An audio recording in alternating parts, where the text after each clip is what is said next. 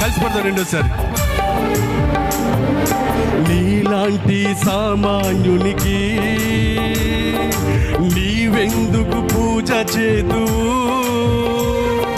స్వీకరించలేని వానికి నైవేద్యములర్పింతువు.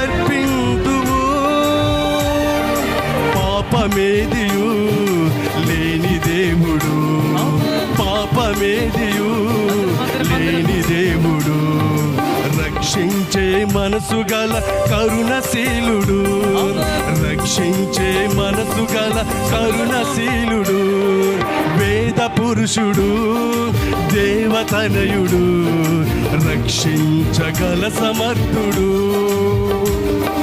వేద పురుషుడు, దేవతనయుడు, రక్షించగల సమర్థుడు.